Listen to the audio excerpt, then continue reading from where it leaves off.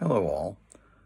One thing that I tend to forget when I'm making these videos is that, I'm quite obviously a baby boomer, that the people who are around now, millennials and Gen Z and Gen X and whatever the new one's called, Gen A, whatever, uh, will not necessarily share my cultural touchstones or the touchstones of my generation. Um, Primary example is the Rocky Horror Picture Show. I have been seeing a lot of videos on YouTube about people who are seeing it for the first time, and I keep asking myself, how did they never see this before? How did they never see this movie that was so iconic to us in the 70s, 80s, 90s? They just haven't heard of it. You see it, some of them haven't even heard of it.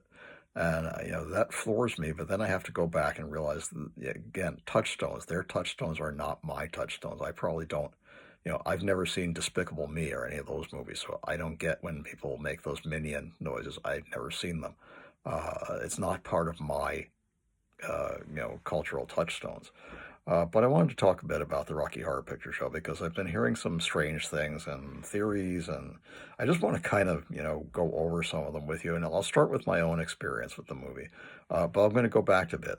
Obviously, the movie is based on a stage play, The Rocky Horror Show, written by Richard O'Brien, who also played Riff Raff in both the movie and the stage play, the original stage play, which was supposed to only run for 3 weeks at the Court Theatre upstairs in London. It caught on, critics loved it, it got rave reviews, and it ran on for a long time. They went to a different theater that was a better theater, and then they took it on the road. They took it to New York, to the Belasco Theater, where it did well.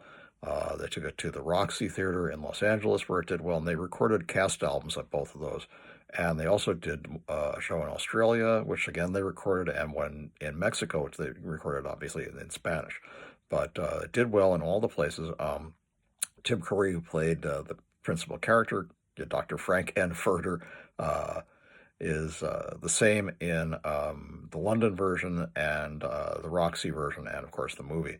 So that gives you something of the background. It's the story of Brad and Janet, two quote unquote average, normal American kids who are on a night that they get engaged to be married, and instantly they want to go see their old science teacher, and so they start to do that, and their car breaks down, and now they have to go to the castle that's owned by Dr. Frank N. Furter, the self-proclaimed sweet transvestite from transsexual Transylvania, and uh, the various hijinks ensue. I'm going to get into some things. So if you haven't seen it, if you're what we refer to as a virgin, which is someone who hasn't seen the Rocky Horror Picture Show, don't watch this video because it's not spoiler free.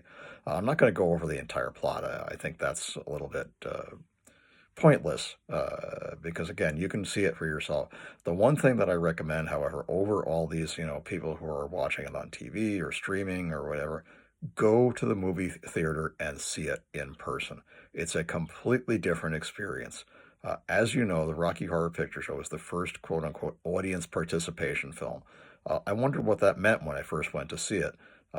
People did things like there's a scene where Janet puts a newspaper over their head, and when it's raining, and the people in the audience put newspapers over their heads and squirted water pistols, which I thought was great.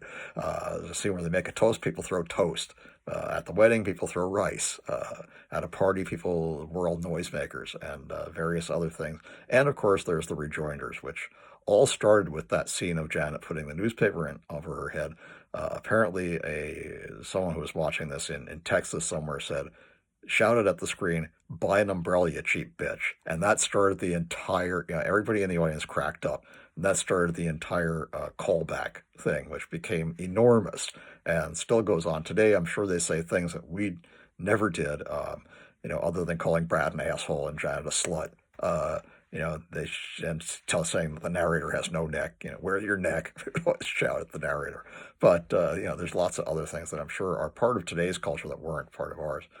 One of the again, I'll go back to my experience with it. I first saw it in December of 1978, my senior year of high school, at the Fox Theater in Hackensack, New Jersey.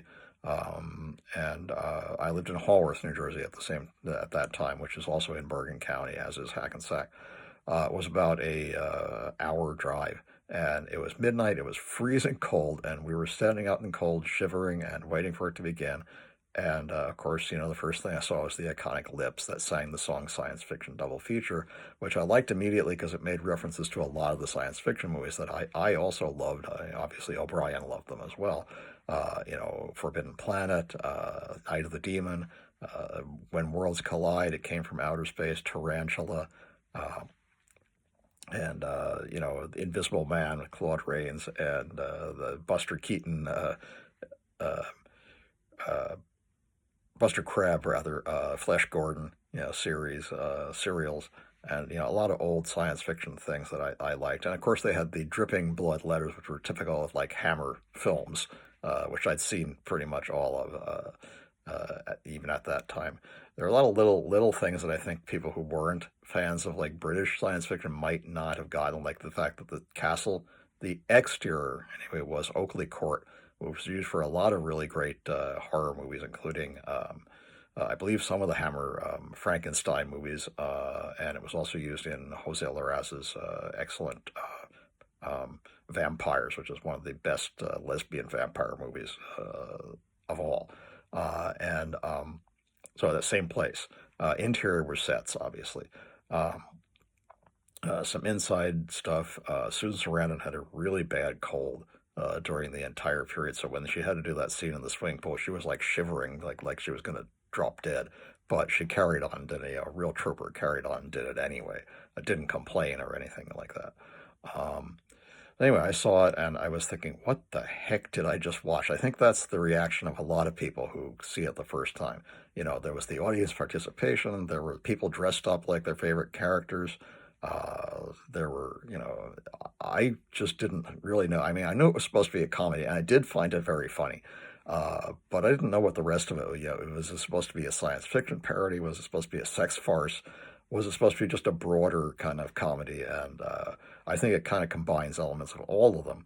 I wasn't going to go back and see it again. I thought it was very weird. I didn't quite get some of the stuff in it, but my friends started playing the soundtrack in the car on the way home. I didn't have my own car, so I had a friend drive me to high school.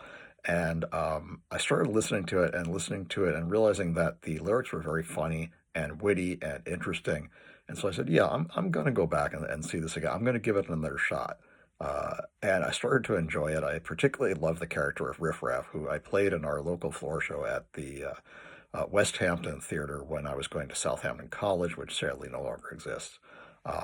And I played Riff Raff, and my then girlfriend played Magenta, and she actually turned out to be the person who I lost my actual virginity to. So I owe the Rocky Horror Picture Show a lot. If I hadn't enjoyed playing Riff Raff, I might not have gotten laid. And that's that first time anyway. So that's I think significant. And hearing some sort of strange things, and I think this kind of goes back to what I was saying about cultural touchstones changing. A lot of people seem to not like the Rocky Horror Picture Show now, and maybe, I don't like to use the word woke, but maybe some people who are a little too sensitive to certain things and certain ideas are missing the fact that this is supposed to be a comedy. It's not meant to be taken seriously. People are saying things like they don't like the fact that Frank Enfurter is described as a quote-unquote transvestite. That term is not really used very much anymore. I don't even think they use the term crossdresser now. He would probably be described as a transsexual, but or just transgender, which I think is the more uh, overall overarching description, and I think is probably the better description because it cuts out the word sexual, which I agree is not not viewed as a positive word anyway, because it's not, again, people being transgender is not all about sex. It's about who that person is, and being allowed to express, which I think, again, the movie said rather vividly in the floor show, certainly the Don't Dream It, Be It sequence, I think, or Rose Tip My World is the actual name of the song. I think pretty much emphasize that: be who you are, don't be afraid to be who you are. If you're a transgender, be transgender. If you're gay, be gay. If you're a lesbian, be a lesbian. Don't dream it, be it. Don't let outward society pressure you. Also, a scene that I think people don't get are are misinterpreting is the end of that scene, which I happen to love. It happens to be my favorite scene where Riff Raff Space dressed in the space costume and Magenta come in and he sings Frank Enfurter, It's All Over, that, that's looked at as, authority clamping down on, the free expression of sexuality. I don't think that's what it meant at all. I think it's really just because Riff Raff's jealous of Frank and of Rocky and some of these other people. As he expresses in his line, they didn't like me, they never liked me, at the end. Just as a parenthetical note, I like to watch productions of the Rocky Horror Show, and there are many, many, many, many, many of them out on YouTube that you can find. And one of the ones that I liked the best was it was done in New York, and it had Gilbert Gottfried play the narrator, and he was just hilariously funny. And Sebastian Bach of Skid Row, Canadian heavy metal band, played Riff Raff really, really well. And when he says that line, they didn't like me, they never liked me, someone in the audience yelled out, they did in the 80s. That just broke me off. I thought that was hilarious. Plus, he can really sing very well, and he did the Time Warp and that song, Riff Raff's solo, really well too. I think when you do these things, it's you have to have a couple of elements. You have to have a great Frank, you have to have a good Riff Raff, and you have to have a good Brad and Janet. Everything else is kind of, up in the air. You don't have to have a terrific Magenta or Columbia or Rocky, but you do have to have those main characters, I think, for it to be a really good production. Plus, good production values helps. Of course, that means you have to have some money to put on a good production. But getting back to the movie, again, it, like many quote-unquote cult movies, it flopped when it was first released. And I don't know who, some executive at Fox, and there's kind of debate over who this was, decided, let's try this at midnight as a college movie. Maybe the college gets leg, as some other midnight movies had been around, like Joe, and I think they were playing a couple of other movies, the Pink Flamingos, by John Waters, were played at midnight, and they did well. So they thought, well, let's try this at midnight, and the rest is history. It's still playing, getting to be 50 years later. This next year, 2025, is the 50th anniversary, and that kind of floors me too. I have seen it over 300 times. I have not counted the actual number, but I stopped counting at 300, and that was in Southampton. That's 40 years ago, and I've seen it quite a few times since then, so it's probably closer to 400. Why, you might ask? If you're not somebody who understands it or, has seen it, you might say, why would you see something that many times?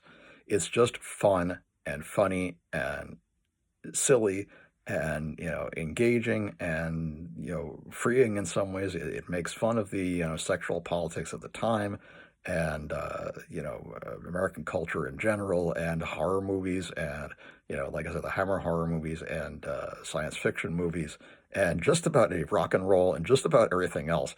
It holds everything up to ridicule, and but in a light way. It's not, the film is not mean in any way. I think that's one of the things I like about it too, is it's not mean. I would recommend, if you haven't seen it, I would still recommend that you go see it. Yeah, and again, I recommend you see it in the theater, not on your TV screen. You look pretty silly throwing rice at your own TV set or, shouting lines at your TV. I think your neighbor's going to think you're nuts. But because if you don't mind that, you can go ahead. But, rather than, go through this isolated experience, because as a movie itself, it's not great. And that's the truth. If you're just watching it without any of the audience, it's a good movie. It's not a great movie. If you're watching it with the audience, it becomes a great movie. And I can't explain that to anybody who just hasn't been there. You have to experience it for yourself and see just how fun and energetic and enthusiastic these people are, who love to go see it and love to see it, every weekend. And they've been doing it for, 5 decades almost. So again, don't dream it, be it.